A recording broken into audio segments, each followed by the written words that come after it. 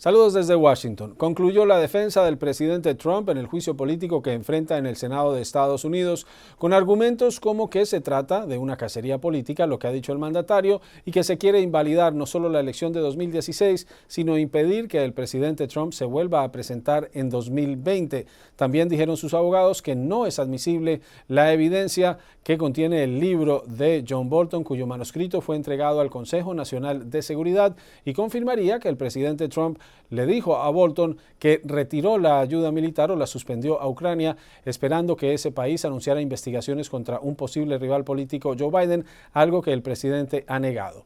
El juicio entra ahora en la fase de preguntas de los senadores, que a partir de este miércoles tendrán 2 días, miércoles y jueves, para someter por escrito sus preguntas y que sean respondidas o por los fiscales de la Cámara de Representantes o por los abogados defensores del presidente Trump. Y nos vamos hasta el Capitolio y allí se encuentra la representante a la Cámara por Texas, Silvia García, quien es además fiscal o manager en este juicio político contra el presidente Trump. Representante García, gracias por acompañarnos. Primero, ya terminó la defensa del presidente. ¿Cómo vio usted los argumentos que presentaron y cree que habrá testigos en este proceso? Bueno, primeramente no creo que hicieron nada defendiendo al presidente. Todo lo que hicieron es se fijaron los hechos y trataron de cambiarlos, trataron de sacar un poquito de aquí, pero no dijeron nada defendiendo al presidente y no dijeron nada negando los cargos en contra del presidente. Así es que para mí parece que la presentación que hizo los abogados del presidente no, les faltó un poquito, ¿no? Así es que vamos adelante y mañana comenzamos con las preguntas de todos los senados, como 8 horas mañana y luego 8 más horas si es necesario el jueves. Y saben, ustedes tendrán que responder preguntas de republicanos y de demócratas. ¿Ellos podrán hacerle preguntas tanto a ustedes como fiscales como a los abogados del presidente? Bueno, es posible que las preguntas vienen de un demócrata a nosotros o un republicano, así es que no sabemos el tema, no sabemos las preguntas, no sabemos cuáles senadores van a entregar preguntas, porque ellos no lo van a preguntar, los presentan a Roberts, el juez, y luego él es el que los lee y los dice, bueno, esta pregunta es para Silvia García, entonces yo me levanto y hago la respuesta. Pero puede decir, esta pregunta es para todos los fiscales, entonces nosotros decidimos quién se va a levantar a hacer la respuesta. Así es que vamos a ver cómo pasa. Nunca he tenido este proceso que para mí, así es que yo también estoy esperando a ver cómo va a pasar. Es apenas el tercer juicio político o impeachment en la historia. Usted es fiscal, es manager y logró dentro de su presentación hablar en español, decir que nadie está por encima de la ley. ¿Cómo ha sido este proceso para usted como una representante que viene de Texas, de una familia de orígenes humildes y que ha llegado muy lejos como jueza, como contralora y ahora como congresista?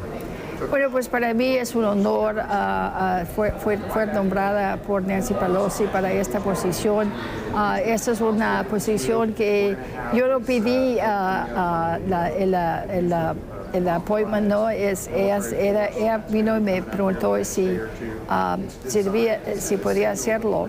Así es que para mí es un honor, pero también sé que es una responsabilidad muy grande. Pero todavía también sé que yo soy Silvia García, así es que yo estoy ahí en la mesa con todos los fiscales representando a todos. ¿Espera usted, con lo que ha pasado con John Bolton, el manuscrito de su libro, las revelaciones? Veía una encuesta que sale que impide que el 75% de los consultados quiere que haya testigos. ¿Cree que habrá testigos? Y si no hay testigos, ¿qué significará para este impeachment?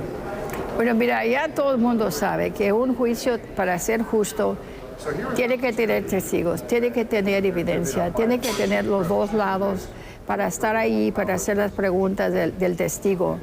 Así es que si no tenemos testigos, entonces va a ser una tragedia, ¿no? Que tuvimos este juicio, pero no fue justo. Y no justo no nomás no justo para la gente americana, porque este juicio está allí, no es nomás de Donald Trump, es de nuestra democracia, es de nuestra constitución, es de nuestra gente y el futuro para los niños. Yo sé que mi mamá siempre me decía que todo lo que hacían ellos era para los niños.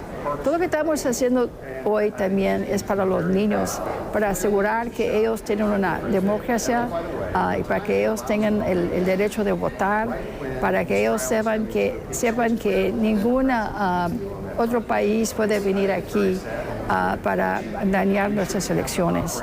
Así es que esto es muy grande, ¿no? Pero para mí es un placer estar ahí representando a todos. Para terminar, congresista, los republicanos, sus colegas de la Cámara y del Senado, dicen que esto es una persecución al presidente, que ustedes, los demócratas, no aceptan que el presidente Trump ganó la elección y que por eso lo están sometiendo a impeachment. No, eso es ridículo, ¿no? Yo vine al Congreso no para tener este juicio político en contra del presidente. Yo vine aquí al Congreso para representar a la gente de mi distrito, para representar a nuestra gente, para mejorar nuestro país, para el futuro, para los niños. Por eso yo estoy aquí, pero ya he visto y tenemos la evidencia, tenemos los documentos, que este presidente abusó su poder y también ha sido cosas en contra de nuestro país, porque para él es más importante sus intereses personales, sus intereses políticos, que en nuestro país. Así es que ya abusó su poder y si no hacemos algo, entonces va a seguir haciéndolo. Y la elección que viene en 2020 no va a estar bien y no va a estar libre para todos. Silvia García, representante a la Cámara Demócrata por Texas, incluye San Antonio su distrito, y cuando la gente la ve caminando, usted va de última porque es la de más reciente ingreso al Congreso, ¿es por antigüedad? Bueno, así lo hacen aquí, ¿no? Bueno, pues muchas gracias, congresista, quien es además manager o fiscal en la Cámara. La seguiremos viendo a través de este juicio político. Silvia García, quien es parte del equipo de fiscales designados por la Cámara para presentar el juicio político o impeachment en contra del presidente Trump.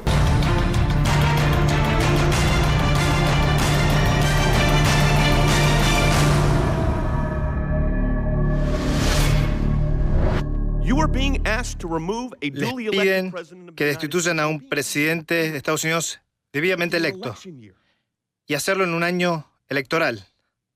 En un año electoral. Algunos de ustedes en esta Cámara que preferirían estar en otro lado.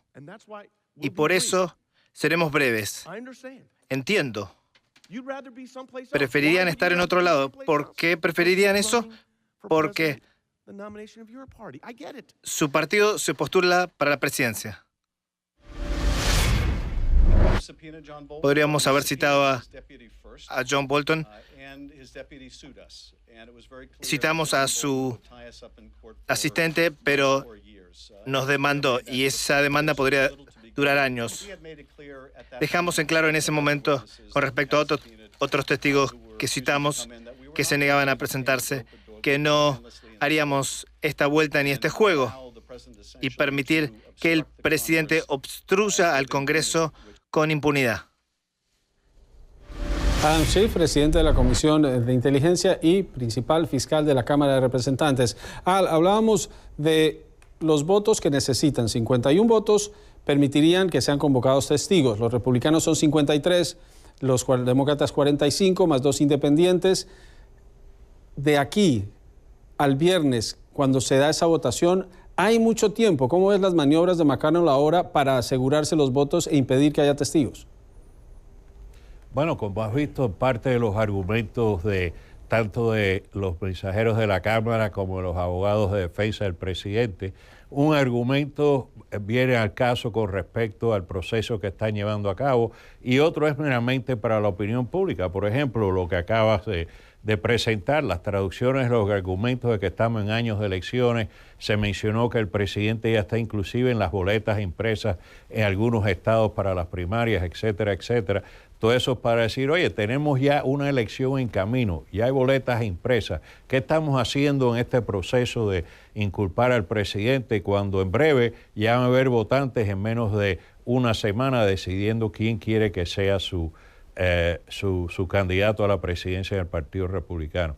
Ese es un argumento de la opinión pública, no viene al caso obviamente en respuesta a las acusaciones que hay pendientes con el presidente, pero todo el mundo reconoce de que va a ser casi imposible poder lograr que el presidente sea desahuciado de su cargo porque se necesitan 67 votos, pero quiere asegurarse los demócratas en el proceso, que ha sido dañado por el proceso y que ellos han sido justificados en presentar los cargos, y los republicanos quieren demostrarle al público que esto ha sido un caso político, que no viene al caso, y lo único que han hecho es impedir que el presidente pueda cumplir con todas sus funciones. Vamos a ver la opinión pública qué es lo que dice. Yo creo que la opinión pública, de acuerdo a las últimas encuestas, está un poco confusa. El presidente mantiene su grado de popularidad, o a lo mejor lo ha aumentado un par de puntos. Sin embargo, la gente piensa de que el presidente no ha actuado bien, y eso y hay un margen sustancial con respecto a eso, lo cual nos dice que no hay una conexión hasta ahora entre las dos cosas, pero pueda que la haya a través del curso de esta campaña electoral. Yo creo que van a traer testigos. Yo sí creo que hay un sinnúmero de republicanos en el Senado que se sintieron traicionados prácticamente por la Casa Blanca por no haberles dado un inicio de lo que estaba pasando y lo que iba a decir Bolton y lo que ocurrió con la divulgación de su manuscrito al New York Times. Quiero decirlo, informarle a la audiencia en breve también, Juan Carlos, de que Bolton tenía una obligación de presentarle este manuscrito al Consejo Nacional de Seguridad, porque como te puede decir Dan, que era una importante parte de ese consejo, hay que estar seguro que ninguna información considerada clasificada se divulga en estos manuscritos o en este libro, porque si no puede ser acusado de un crimen grave John Bolton. O sea que es un proceso natural y normal hacerle esta presentación del manuscrito a aquellos que lidian con el tema de información clasificada. Y Dan, se viene el debate sobre quién tuvo acceso, quién ha tenido ese manuscrito desde el 30 de diciembre, pero hablaba Al sobre la presión y sobre la perspectiva del público. Hay una nueva encuesta de Quinnipiac que dice que el 75% de los consultados quiere que haya testigos. 75%. Hablamos de la presión del público. ¿Qué tanto pesa eso en un senador a la hora de decidir si quiere escuchar testigos? Porque hablábamos de sabemos cómo comenzó este proceso, tenemos una idea de cómo terminará, porque como destacaban, es muy difícil que haya 67 senadores votando para destituir a Trump. Lo que no sabíamos lo que ocurre en el medio. Esa presión pública, ¿qué tanto puede pesar de aquí al viernes? Puede pesar.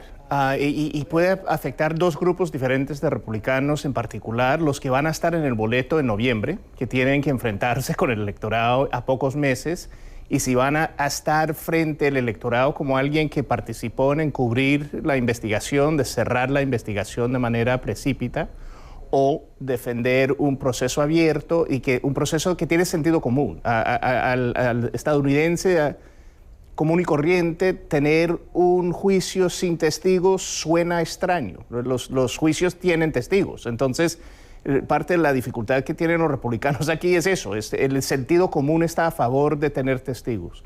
Y hay otro grupo de senadores que creo que no estamos tan enfocados en ellos, que son los que se acaban de reelegir, que tienen casi 5 años, 4 largos, hasta tener que ser candidatos otra vez, y ellos van a estar en un mundo después de Trump, si gana o no Trump estas elecciones. Entonces el cálculo de esos senadores también es un poco distinto, porque ellos están pensando en el legado y qué va a hacer el Partido Republicano después de Trump, y quizás van a querer no cerrar filas completamente con Trump para no caer en la trampa, y en particular sin saber qué más hay que se puede filtrar en los días, semanas, meses y años que vienen. Para mucho lo que está ocurriendo con lo que pasó en el proceso de Clinton. Por ejemplo, en esa época las reglas fueron aprobadas por unanimidad. con el proceso contra Nixon. Nixon no impidió que sus funcionarios testificaran. Clinton tampoco lo hizo. Ahora sí lo hizo el presidente Trump. Pero ¿cómo le explica uno a quien vive en Estados Unidos, pero especialmente a quien no vive en Estados Unidos, sobre el que un presidente intente utilizar la oficina presidencial para su beneficio personal, ya sea de campaña o de cualquier otro fin, sea suficiente para destituirlo? Es un principio, el del abuso de poder, que se da, diría, en gran parte del mundo. Sí, bueno, en nuestros países estamos acostumbrados a todavía ofensas muchísimo más graves que no tienen ninguna consecuencia. Por eso tal vez alguna gente trata de matizar las acciones de Donald Trump como que si no son graves. Nuevamente, la Constitución no es lo suficientemente clara sobre qué constituye estas ofensas graves y por lo tanto de ahí se están agarrando los republicanos para decir, sí, tal vez esto es un pecadillo que cometió Trump. Han tratado de disimularlo diciendo que esto es parte de la política exterior, de que es una costumbre de presidentes de entrar en este quid pro quo con otros jefes de Estado, pero que no constituye para nada una ofensa lo suficientemente grave. Sobre el tema de la presión popular, sí, tal vez un 75% de los estadounidenses quiere testigos, pero habría que ver la intensidad de esa preferencia. Porque si a mí me preguntan en la calle, ¿usted está a favor de que haya testigos? Yo digo sí, pero luego sigo con mi vida como si no hay nada, no estoy viendo el juicio, no me importa el resultado y demás. Entonces eso no va a tener mayor efecto sobre la manera en que esto impacte las decisiones de los senadores allá. Lo que sí podemos decir con toda certeza es de que la gente que va a estar viendo muy de cerca este juicio para cualquier signo de traición va a ser la base del presidente Trump. Ellos sí son bastante intensos y ellos van a estar muy pendientes de esos senadores que puedan ser percibidos como que están traicionando a Donald Trump aprobando el traer testigos, porque una vez que se traiga testigos, particularmente John Bolton, se puede abrir toda una lata de lombrices, ¿verdad? Porque si John Bolton empieza a hablar no solo sobre la manera en que se condujo Donald Trump en el tema de Ucrania, sino como lo ha hecho con otros países, al parecer se menciona en su libro, sus actuaciones irregulares en Turquía, en China y demás, y se empiezan a nombrar otros oficiales de la Casa Blanca que han estado enterados de estas actuaciones, pues bueno, entonces va a haber material de sobra y arsenal de sobra para que los demócratas se monten ahí. Y si, bueno, ya sabemos de que no va a haber suficientes votos para desahuciar al presidente, pero sí para hacerle un daño una vez que empiece su campaña de reelección. Ahora, el presidente Trump ha intentado seguir con su agenda. El presidente Clinton, parte de la estrategia diseñada en ese momento era aislarlo del proceso, que él siguiera haciendo y mostrándole al público que estaba haciendo su trabajo. El presidente Trump está en un acto de campaña esta noche, está con sus seguidores, el elemento en el que mejor se mueve, y está precisamente con una figura que era demócrata hasta hace unas semanas, que ahora es republicano, el congresista Jeff Van Drew, quien votó en contra del proceso en la Cámara. Veamos qué es lo que está ocurriendo y qué dijo el presidente Trump.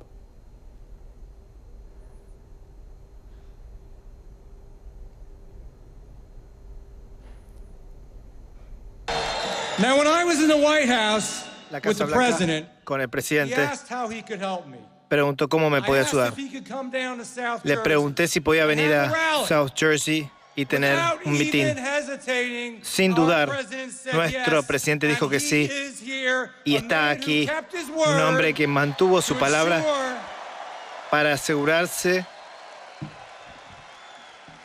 ensure that the eyes para of the asegurarse de que world los ojos del are mundo on South Jersey and all of us. estuvieran en el sur de Jersey, aquí. The USA Estados Unidos is a great nation. es una gran The nación, greatest nation that civilization has la ever nación known. más grande Do que we la want to keep civilización it that way? haya conocido. ¿Queremos mantenerlo así? En la política todo es posible. Hace un par de semanas Jeff Van Drew era demócrata, ahora es republicano. Pero hablemos de lo que viene ahora, la siguiente fase en este proceso. Como les decimos, a partir de mañana comenzarán 2 días de preguntas, miércoles y jueves. Las preguntas son enviadas por escrito y leídas por el juez John Roberts, magistrado de la Corte Suprema. Pueden preguntarle a los fiscales o a la defensa. Roberts alternará las preguntas y hoy anunciaron que irá primero la mayoría republicana, luego la minoría. Al final habrá debates sobre los testigos. Eso anticipamos que ocurra el próximo viernes, Dan. De preguntas nos da una oportunidad. En un juicio normal, los fiscales presentan su caso, la defensa presenta su versión y luego vuelve los fiscales. Aquí con las preguntas abre la posibilidad de que vuelvan los fiscales, que vuelvan para aclarar temas que se emborraron algo con la defensa del presidente Trump. Entonces, más que nada, creo que vamos a ver ese va y viene, donde los fiscales tengan la oportunidad de enfrentarse con lo que dijeron los abogados del presidente Trump, y también habrá un debate casi en paralelo sobre la necesidad o no de testigos y más evidencia. Creo que eso van a ser los principales rumbos de esta etapa de preguntas y respuestas, responder a la defensa del presidente y seguir este debate sobre si es necesario tener testigos o no. ¿Le da tiempo este par de días a la defensa, a los fiscales de replantear su caso? Y las respuestas podrían generar sorpresas, como hemos visto en estos días, no con la presentación de argumentos que básicamente plantearon la posición de cada lado. Como decía Juan Carlos, parecía escuchar personas hablando idiomas distintos. Pero en la sesión de preguntas, ¿qué tan clave es, o estamos en una etapa en la que la expectativa va a ser que terminen las preguntas y venga el voto? Bueno, acuérdate que a los abogados del presidente se tomaron un sorpresivo corto tiempo o corto plazo para la defensa del presidente. Yo creo que su estrategia es obvia, y eso es solamente desestimar los argumentos que pone la Cámara, los miembros de la Cámara que están presentando el caso. Yo no creo que ellos le van necesariamente que dedicar más tiempo a defender al presidente, le van a dedicar el tiempo a desestimar las acusaciones que se han presentado. Yo creo que por ambas partes van a hacer más preguntas con tonalidad política, que ellos piensen tengan más peso en la opinión pública de lo que tienen que ver con los rigores en particular del caso que se ha presentado. Me estoy interesado en ver las preguntas, probablemente más que en ver las defensas o las presentaciones de los miembros de la Cámara. Porque ya se ha digerido lo que se ha presentado, ya se ha observado cuál es la defensa, ya se ha observado cuál es el caso de la Cámara. Así que estas preguntas van a estar muy interesantes, probablemente va a ser la parte más interesante de todo este proceso hasta la fecha. Y son 16 horas.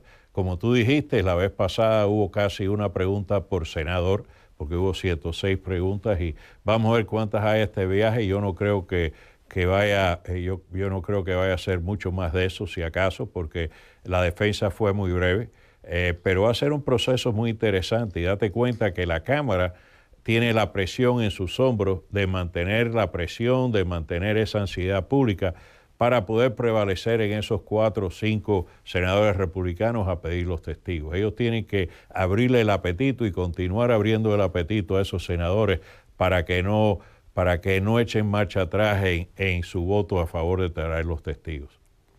Juan Carlos, esta fase de preguntas va a ser otro proceso interesante, porque los senadores pertenecen a una bancada, pero cada uno tiene su posición. ¿Qué tanto puede ayudar esto a que el público le siga poniendo atención al tema, y qué tanto será negociación tras bastidores de lado y lado? No sé si se logrará la atención del público. Hasta el momento no se siente como que el pueblo estadounidense esté muy ansioso de lo que esté pasando en el Capitolio en este momento, particularmente en el Senado. Pero yo creo que para la historia sí es importante que se hagan algunas preguntas aquí sobre principalmente los límites del poder presidencial, porque eso es lo que estamos hablando. La defensa del presidente Trump en algún momento ha dicho de que un presidente puede hacer lo que quiera y que todo lo que haga es legal, básicamente regresando a lo que las tesis de que se manejaban en la época de Richard Nixon. Entonces yo haría varias preguntas si fuera un senador demócrata. ¿Hay algo suficientemente grave que represente un delito para remover al presidente? El hecho de que ellos argumenten de que remover al presidente mediante un juicio político es subvertir una elección, significa entonces que la figura del juicio político no debería existir del todo en la Constitución. En fin, yo creo que esto no va a lograr cambiar el interés del pueblo estadounidense, no va a lograr cambiar la mente de muchos senadores, casi que ninguno, pero para los historiadores, para el futuro, es muy importante, para los muy necesarios debates constitucionales que este país necesita sobre el poder los poderes del presidente y el poder ejecutivo. El sábado terminamos la sesión, Dan, y la expectativa era que esto se acababa el jueves, pero sale esa filtración del New York Times el domingo, y hoy la conversación es otra. Quedan todavía los días de las preguntas, queda todavía el voto, se los llevaremos en detalle. Quiero agradecerle a Al Cárdenas, quien se encuentra en el norte de la Florida, en Tallahassee, y aquí en nuestros estudios Dan Restrepo y Juan Carlos Hidalgo, acompañándonos para analizar lo que viene en este juicio político en contra del presidente Trump.